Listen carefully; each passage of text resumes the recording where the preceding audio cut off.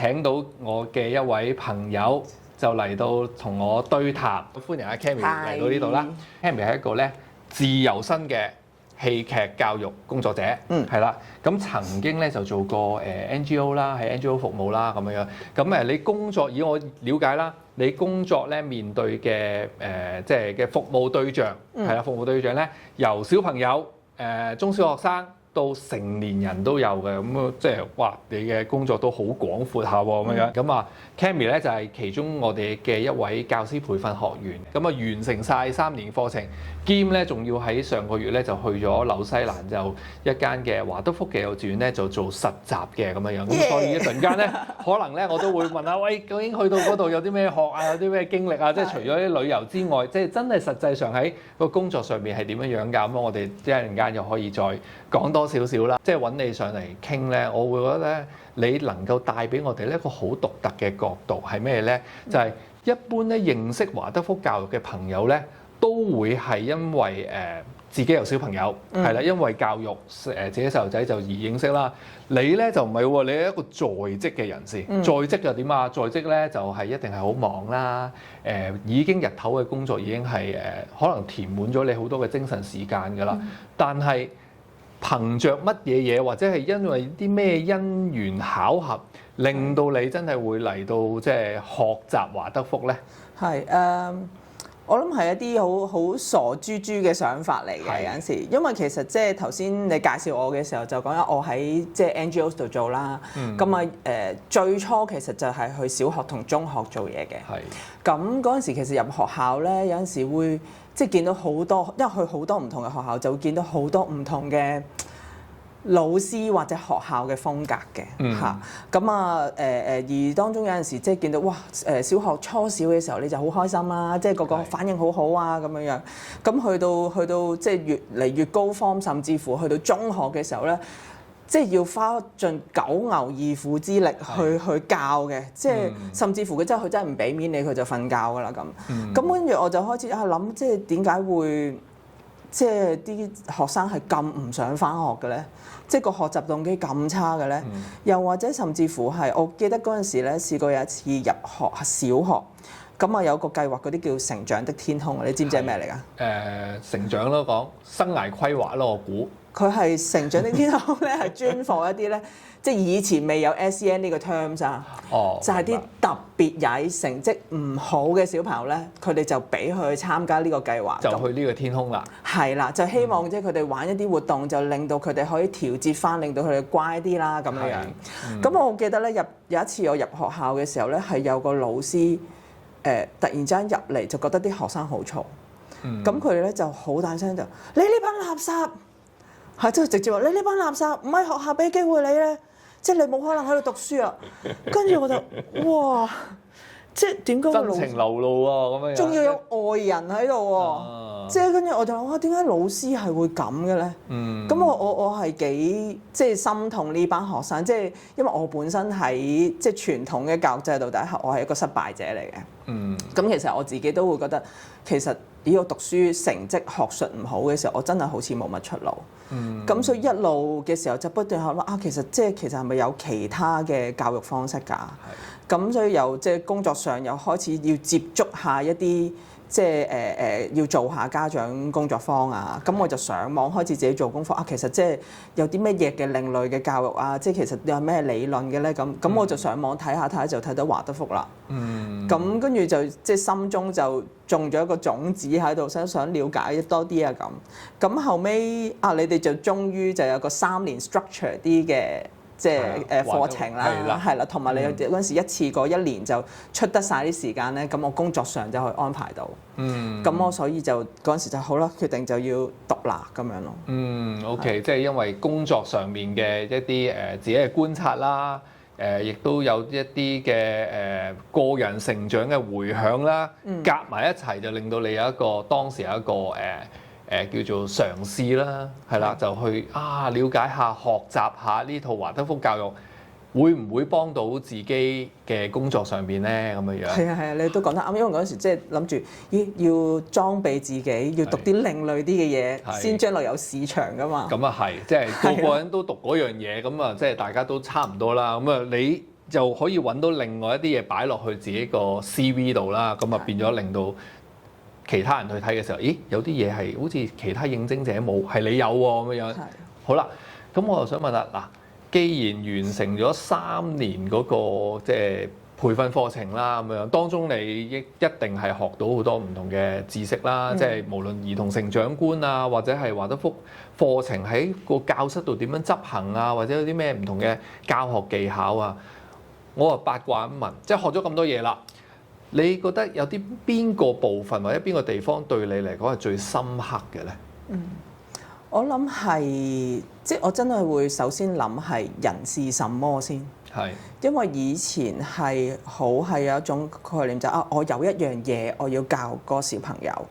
咁我就要諗辦法令到佢要學識呢一樣嘢。咁但我係冇嗰陣時未有一個即係知識係諗其實佢呢個年紀係應該係要學啲乜嘢，即係調轉咗嘅。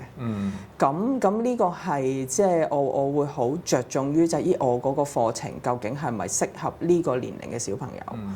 而另外嘅第二樣嘢就係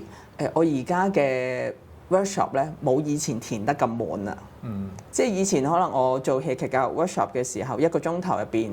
我會可能做成4-5樣嘢嘅。係啊，即係話哇要填滿晒，好着重個節奏，個節奏就係要砰咁樣樣。咁但係而家就有陣時都死啦！佢哋會唔會好攰㗎？其實佢消唔消化得晒㗎？即係其實好似有啲位講嗰個節奏嘅時候，可能其實停一停都係一個節奏喎。即係我就會即係有啲位置就係我以前係會咧，好我準備好晒啲道具放喺呢度，放喺呢度，放喺呢度。一陣間咧一完咗啲 part 就即刻可以攞啦咁。咁我而家就唔係嘅，有陣時我就會放喺個袋度。咁我就會慢慢炒下先，咁樣等佢哋自己又唞下、呼吸下先。咁我先再落下一 part 嘅。咁呢個係即係我諗最大嘅唔同啦，即係如果對小朋友嚟講，明白，即係喺華德福課堂嘅即係個培訓學習裏邊，知道原來咧課程設計係有快有慢有呼吸嘅位置嘅，咁你就將呢一個技巧啦，就擺咗落去你自己工作上邊。咁啊，你擺完呢個即係擺完呢個技巧上面咧。你觀察到有冇啲咩即係細路仔嘅反應有冇啲咩唔同咗啊？我諗其實係我會觀察多咗，即係多啲空間去觀察佢哋每一個小朋友嘅反應。即係我以前唔係話唔觀察嘅，但係我會而家俾自己多啲時間去睇到佢哋係點樣樣。係啊，呢個係我自己嘅係咯調節上，因為其實過往我都會好特別留意每一個，即係我都係一個對人好敏感嘅人嚟嘅，即係可能佢有一個冇講嘢，或者佢突然間眼神唔係好穩定嘅，咁我都會 sense 到嘅。咁但係而家就會再多啲時間去留意得到咯。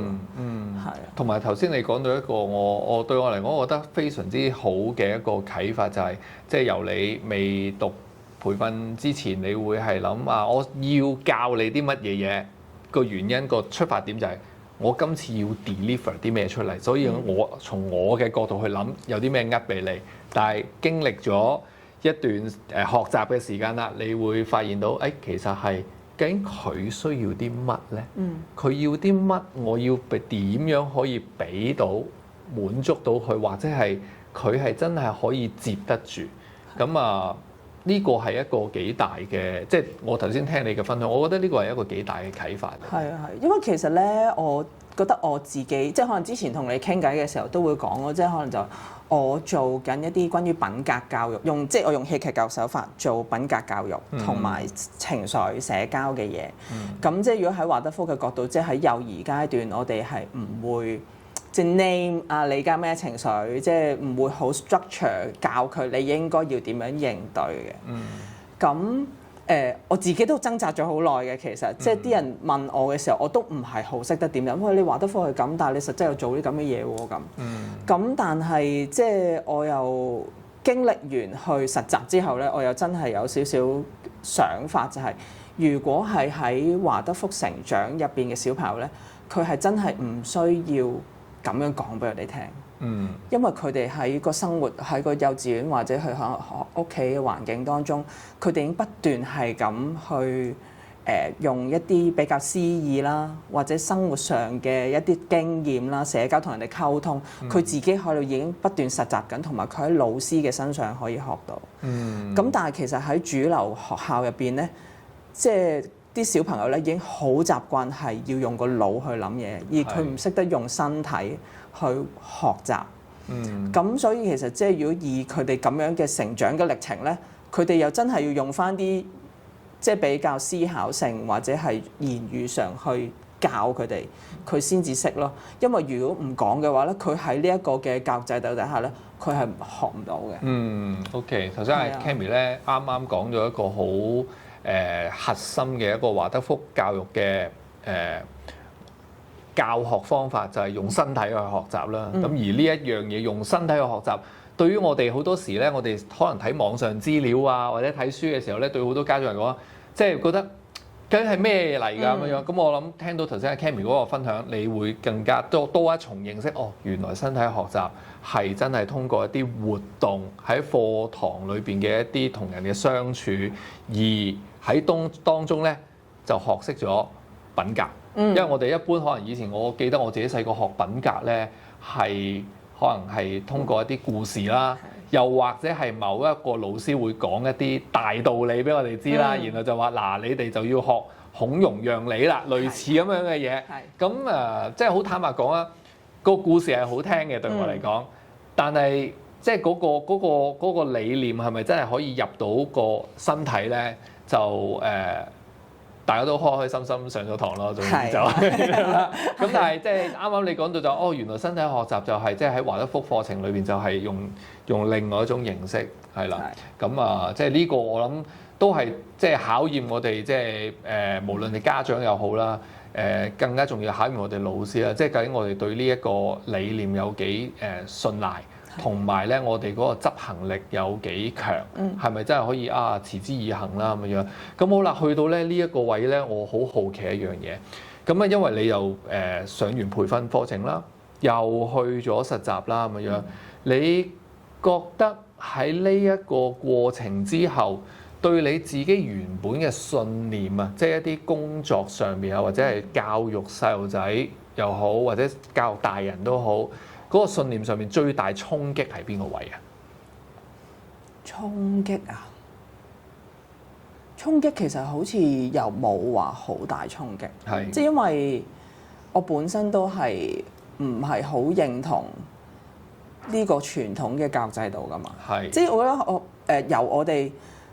其實好細個或者開始有意識學完 cycle、side tangent。你已經係大家都係冇用啦，但係其實嗰樣嘢講咗20幾30年，但係到而家個教育制度都仲係教緊 cycle side tangent。係我都唔記得咗咩嚟啦。係啦，即係咁，所以其實即係我又冇好話好衝擊我嘅，即係反而係強化咗、深化咗我相信嘅理念，而當中又俾多啲理論去支持我自己一啲想法咯。OK， 係啦，明白。即係可能你嗰個叫做咧個火嘅苗頭，其實一直在你心中。但係咧就未揾到一個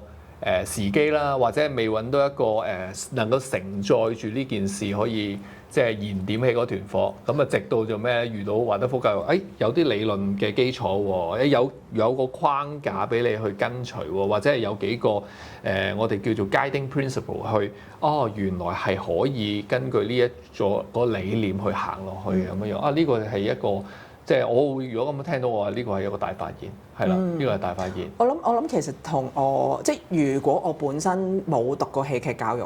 而直接讀華德福咧，可能會衝擊大啲嘅。因為即係因為讀戲劇教育，我自己都好大嘅一個衝擊，就係喺嗰個歷程入邊，即係或者我哋去設計一個教學歷程咧，用戲劇教育手法。唔好意思啊，講下其他嘢。係好啊。而入邊我哋係創造呢個歷程，令到學生參加者佢哋去有感受，用身體學習。而佢去自己實踐咗，而喺歷程中，原來你係咁做㗎，你會咁做㗎，我哋係互相去學習同埋 challenge 有反思。咁所以呢一樣嘢係同我哋過往嘅教育制度好唔同㗎嘛，因為嗰個傳統嘅就只會1+1就等於2，係黑同白冇灰色嘅。咁但係喺戲劇教育入邊，佢就係一個人啲嘅嘢，而佢令到我本身都要作為一個老師或者一個引導者，我都需要放開自己，打開自己，去接受啲學生俾好多唔同嘅嘢我，甚至乎佢 challenge我都會去開放自己。咦，點解佢會咁樣講嘅咧？咦係喎，佢咁樣我真係未聽過喎咁。咁我諗我有咗呢一個底，我去接觸華德福嘅時候，我就舒服好多咯。即係因為我哋成日都有一個固有嘅諗法啦，即係對於可能每個即係生活見到每一件事，我哋可能都會有一個固有嘅諗法而去作出個判斷啦。咁但係頭先聽到你嘅分享就係，其實你有個嗰個開放性，即係覺得可以去聽下喎，或者可以去嘗試下喎，而去當有一個新嘅 idea，即係華德福教育好自然地好似就搬到落去自己嗰個叫做信念系統裏邊，即係可以係。甚至乎更加推廣一步咧，就係除咗一個信念之外咧，亦都懂得去運用當中嘅一啲技巧去擺喺工作度啦。咁樣我又即係要即係俾啲難啲嘅問題俾你，因為我覺得你答得好好啊，即係你嗰個回應答得好好。我想知道咧，就係你覺得喺華德福教育上邊咧，即係同你嗰個工作，即係面對住呢啲中小學啊，以及甚至乎成年人添啦。你覺得邊一個部分係最難喺香港實踐嘅？我諗係要克服大家嘅恐懼啊，不論家長同埋老師。因為即係呢一樣嘢，因為大家即係如果傳統嘅，佢有好多前人嘅一啲經歷啦。或甚至乎所有家長同老師都係經歷呢一個嘅方法，佢去走過來㗎嘛。不論佢係覺得呢個制度或者呢個方法有幾令到佢唔舒服，令到佢有幾高壓都，但係佢都覺得好啦，即係大家都要做呢樣嘢嘅時候，我就係要跟㗎啦咁。咁而當你話俾佢聽其實有另一個方法，或者係係咯，有啲新啲嘅方法嘅時候，佢哋覺得呢件事好理想，跟住講完俾佢聽之後，就算係有實質例子都好，呢啲都係人哋可以做到，我做唔到。即係太多，即係所以即係有陣時我做家長工作坊，我都會真係避重就輕去講我實質去睇到嘅一啲例子，因為其實佢哋覺得就呢個理論係咪就可能有錢人先可以用到嘅理論咯？係啊，佢哋有本錢先可以咁樣玩咯。我冇呢個本錢啊咁又或者即係老師嘅恐懼就係佢哋覺得呢種新嘅方法我唔識㗎喎。係啦，又或者係我咁開放嘅話，學生 challenge我唔識接喎，我唔識答喎。咁我就照用翻舊我可以掌握得到嘅嘢。咁所以其實係真係要慢慢好實在，而又俾佢覺得佢可控嘅情況底下去宣傳俾佢咯。明白。好啊，咁既然要宣傳俾佢嘅時候，咁以一個過來人啦，即係你原來已經係即係走入華德福教育裏邊學習過，再將一啲知識帶翻去你嘅工作上面嘅過來人，你有啲乜嘢説話你想同一啲我都有少少興趣，或者我心裏邊都有嗰種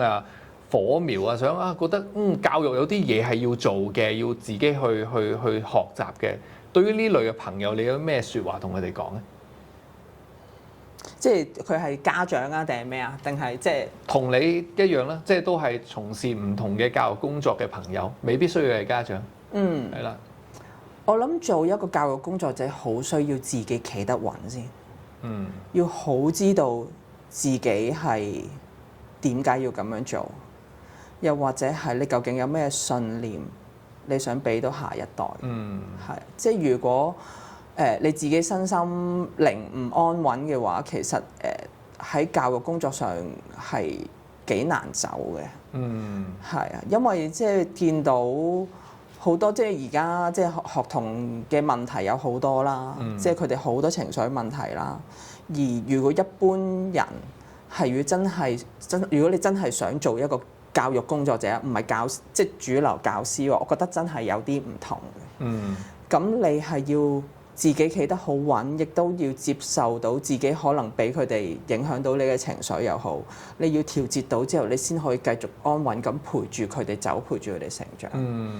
咁所以最緊要係打好自己嘅底先，但係唔係話要打好底先做嘅，即係呢個係一個歷程嚟嘅，即係你要放心俾自己跌。俾自己錯完之後，你企得翻起身，繼續行咁就可以咯。你突然間咧令我醒起我最近睇咗一本書，咁啊有個章節係講咩咧？就係話有陣時咧對自己咧啲自我懷疑咧，其實都係一個推動力嚟嘅。咁啊，因為你有自我懷疑嘅心咧，你先至會去有空間去打開去尋求會唔會我而家做緊嘅錯？不如我睇下其他啲方法。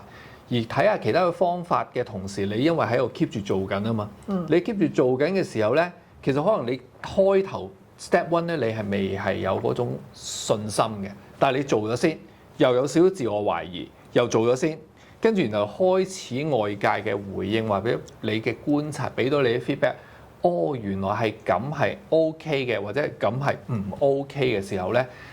你一路去每一日嘅嘗試之後咧。最尾就係建立咗一個叫做好謙卑嘅自信心，係啦，即係你唔會自大，但係你有嗰種自信心嘅建立。咁呢個唔係我作出嚟㗎，即係我睇書咁樣啱啱你咁樣講起，我就即係啱啱呢個星期睇到有一個咁嘅章節。咁我覺得呢個都係一啲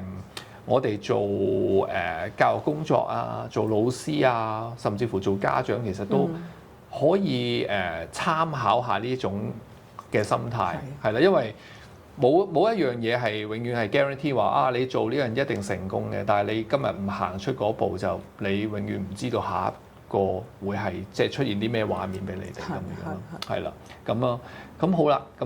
去到呢一個位置咧，都要問一問下啦，即係啱啱即係今年啦，對你嚟講係即係一個事業上面啦，即係工作上面一啲即係。可唔可以叫做轉捩點咧？可以係轉捩點啦咁嘅樣。咁我記得你又參加過我一啲即係關於一啲生命嘅課程啦。今年亦都出現過就係去紐西蘭嘅一個學習啦。可唔可以同大家分享下紐西蘭嘅學習你嘅得着係啲咩啊？去嗰度做一間華德福嘅幼稚園。實習咗2個星期，係啦，真實嘅教育、現場嘅觀察同埋工作啦，你嘅得着係啲乜嘢？超開心，係真係好個得着其實好多㗎，即係因為我係完全冇入過任何嘅華德福幼稚園嘅，喺我去紐西蘭之前，咁所以其實去到嘅時候真係一個好新嘅一個環境啦，或者嗰個運作上對我嚟講都好新啦，係啦咁而簡單啲講下嗰邊嘅我要做嘅嘢，其實就係即係佢哋小朋友朝頭早就會喺 indoor 去做一啲即係喺課室入邊有 morning tea 啊，會circle time 啊，同埋會講故事啊，跟住佢哋就出去 outdoor 玩㗎啦咁而我最深刻嘅咧，其實係我發現嗰邊嘅小朋友佢哋嘅能力好高，或者佢自我解決問題嘅能力好高，因為應該話自我解決問題嘅能力好高。佢哋係好清楚自己係嗰個能力，佢可以試做好多次，而佢最後可以成功嘅。又或者佢試完好多次，未係叫做最完美，但係佢都覺得我已經做好咗啦。所以其實喺嗰邊咧，佢哋如果通常咧揾我要幫手嘅嘢咧，都真係佢哋做唔到嘅嘢嚟嘅。呢個係同香港嘅小朋友好唔同。即係啱我尋日入學校，即係1年班嘅小朋友，所有嘢都做唔到啊，跟住就你幫我啊，你幫我啊，係啦，即係佢哋同埋即係嗰邊嘅小朋友，我去睇到嘅時候，佢哋係會好識得玩咯，好識得自娛咯，佢從來都唔會走埋嚟就我好悶。就算佢真係冇嘢做，佢會自己可以坐埋一邊，佢就喺度發呆啦。咁呢個係即係小朋友嘅自我調適啦、自我管理啦、佢自主啦，呢個係對我嚟講好深刻嘅，係啦咁。第二樣嘢就係老師對學生嘅每一個個體嘅尊重咯。因為我去第一即係我佢哋每個星期咧都會有staff meeting 嘅 teachers meeting 嘅。咁其實佢每一個 meeting 咧都會分開兩部分啦。第一部分咧就係會佢哋一齊討論一個學生，跟住後半部分就係啲學校行政上嘅嘢㗎啦。咁但係其實即係第一個部分咧係我第一次參加嘅時候咧，我係一路坐喺度，我一路都毛管動，同埋即係好想流眼淚，即係感動到好想流眼淚，因為即係可能阿 Mark 你就會知道個儀式係點啦，即係嗰個叫 child study。係啦，咁我又講少少，係啦，咁佢哋首先就係應該係事前佢哋就成班老師就會即係傾咗咁呢個星期其實我可能我自己班入邊有個學生，我好想大家一齊幫手去討論或者觀察喎，咁就大家一齊會即係花啲時間特別觀察一個小朋友啦，咁跟住咧開始會議之前咧，佢哋就會點一支蠟燭，跟住之後佢哋會讀一首詩，咁希望即係好似就為呢個小朋友祝福啦，送上祝福啦，同埋就希望即係我哋令到你老師有啲智慧去幫呢個小朋友咁跟住之後老師就會去講下呢個小朋友，佢主班嘅老師就會講下呢個小朋友嘅背景咁樣，咁佢全部老師就會有嗰種其實我觀察到啲咩喎，我觀察到啲咩喎咁有個資深嘅老師咧，聽完大家嘅分享或者佢自己有分享完咧，我記得佢就問我咁如果大家你想像佢係一朵花，你覺得佢係咩花？跟住都哇咁詩意嘅，咁靚嘅咁啲老師有啲就會想像到一樣嘅花啦，有啲唔同嘅花啦咁你覺得呢朵花再生落去嘅時候會變成咩啊？咁即係一路有好多唔同嘅角度或者面向去觀照呢個小朋友咁跟住佢哋又會再去諗下有咩故事啦，有咩歌可以唱俾呢個小朋友聽啦。咁花足45分鐘就去講，即係討論呢個小朋友，跟住然之後就再讀一次首詩，即係做一個 closing， 跟住之後吹熄蠟燭咁呢個儀式係好美麗嘅。我諗喺香港應該絕少會咁樣去對待一個學生。因為老師真係好忙，即係我唔係話香港嘅老師唔好，因為我好了解就係佢哋嘅工作比行政上嘅嘢已經係即係消磨得好緊要，係啊咁而佢哋有呢個空間去討論個小朋友，而好想去幫佢啦。而另外一樣就係其實呢一個嘅老師之間嘅互動好好，因為對一啲新嘅老師嚟講，佢真係唔識得去點樣去處理嘅時候，資深嘅老師可以有一個咁長嘅時間嘅機會，去一齊分享，話俾佢聽有咩建議咁呢個係令到老師覺得佢唔孤單咯，而佢有足夠嘅 support，咁呢個係好重要嘅，係啊，咁呢個係即係呢兩點係其中我最深刻嘅嘢咯，係啊。呢度俾你一個回應，我好有信心話俾你聽咧，香港嘅華德福幼稚園咧，你都會見到我哋嘅細路仔咧，個解難能力啊，即係自己可以處理好多問題嘅人咧，都同樣喺你見到嘅紐西蘭嘅小朋友裏邊咧，大家都有同樣嘅情況會出現到嘅。咁至於話老師嗰方面咧，咁香港我哋就繼續仍需努力啦。咁始終我哋都係屬於成個華德福體制裏邊嘅後來者新嘅一批人啦。咁但係即係我都好深信我哋即係有好多喺香港工作緊嘅華德福嘅朋友咧，都好有心要多啲時間繼續去磨練自己。咁總有一日咧，應該就會見到嗰個成果嘅。咁但係就即使今日未見到成果之前，咁我哋都要點啊？繼續努力㗎啦，咁樣。好啦，咁嚟到即係我哋尾聲啦。咁我都想俾個時間，我又想聽下 Cammy， 你有啲乜嘢？借住呢個機會，你又可以問下阿 Mark 咧咁樣。你覺得有冇小朋友係唔適合華德福嘅咧？首先咧，呢個問題咧就你唔係第一個問嘅，係啦，係好多個人問嘅。咁叫做最直接嘅答案咧，就係要諗一樣嘢啦。究竟華德福教育係一個乜嘢教育啦？咁正如頭先即係你最開頭所講，就係其實我哋即係做教育就係要睇最重要了解就什麼是人。咁所以咧，華德福教育咧，你話有咩係唔適合咧？就如果嗰個係人嘅話，就一定係適合。好啦，咁啊呢個係第一個層面啦，係人嘅就會適合華德福教育。好啦，第二個層面咧，我會覺得即係要睇一樣嘢啦，就係啦，究竟我哋係喺一個乜嘢環境，或者係咧呢一個學校裏邊運作嘅時候咧，嗰班嘅老師嗰個經驗啦，嗰個質素啦，心態啦，去到乜嘢嘅情況？因為咧亦都因為當你問到呢個問題嘅時候咧，大家都會好明顯都會知道啦，就係即係好籠統啲去分啦，就話哦，原來我哋細路仔喺唔好話傳統教育或者非傳統教育，你都會知道有一班細路仔係屬於叫資優嘅，有一班細路仔係屬於一啲可能係一啲有特別需要嘅。或者有一班細路仔就係好中意某啲活動嘅，某一班細路仔係好中意另外一啲活動而好唔中意某啲活動嘅咁樣。咁呢個就要睇返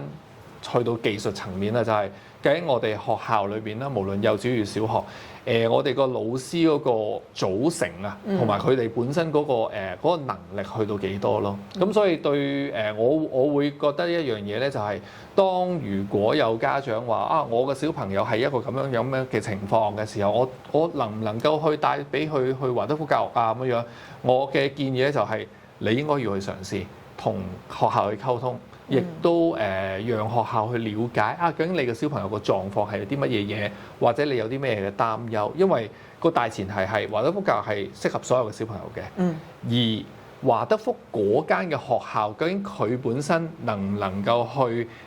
處理到你嘅小朋友嘅某一啲嘅狀況，或者某一啲嘅特別嘅需要咧？咁就可能真係跟學校而唔同啦，咁樣樣咯。咁喺呢一個即係技術層面就要咁樣去睇咯。咁所以去翻頭先呢個問題咧，就係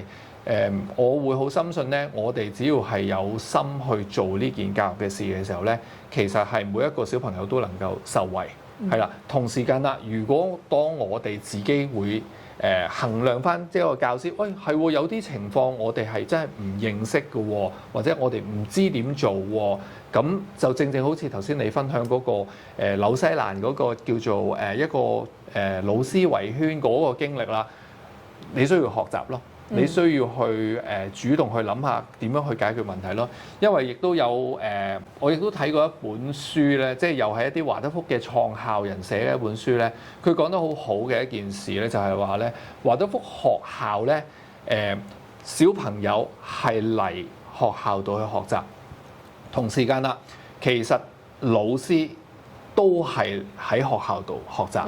因為華德福學校咧就係一個叫做學習共同體，係啦，無論係小朋友又好，老師又好，都係需要咧有一種咧好奇心，有一種咧知道，我聽日係會或者唔係聽日，我今日係會面對一啲問題咧，我今日係解決唔到嘅，但係我會有個心態係唔緊要，我會揾方法，因為我明天仲有機會去嘗試點樣去處理。咁所以呢一個學習共同體咧，我會覺得係一個我哋嘅教育嘅其中一個特色，係啦，係啦。咁所以如果你話睇完呢個 channel，即係睇完呢條片，你會覺得咦係喎，原來華德福學校或者係華德福嘅教育理念係好鼓勵老師去學習嘅，去不斷進步嘅，而你又想不如我都試下了解下啦咁樣，咁我好建議大家好似阿 Cammy 一樣，即係公餘嘅時間撥少少啦咁樣，即係又要玩嘅都要，咁撥少少時間咧，即係嚟上下堂，咁同我哋去一啲對談啊，或者係即係同一啲我哋嘅畢業生又有多啲交流啊，咁我覺得呢一個係一個對自己以及對自己即係工作上面對到嘅小朋友，以及甚至乎係家長咧，都係一啲即係帶來一啲正面嘅一啲幫助咯，係啦，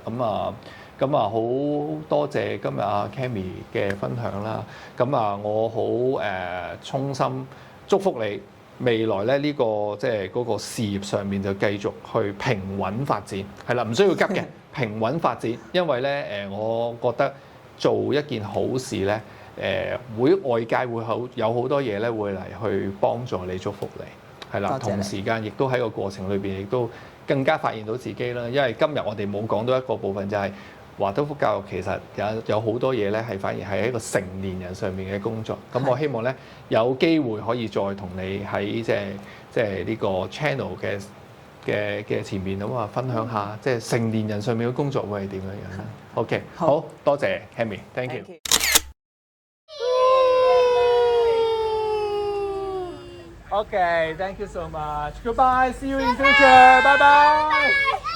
Bye bye. Bye bye. Bye bye.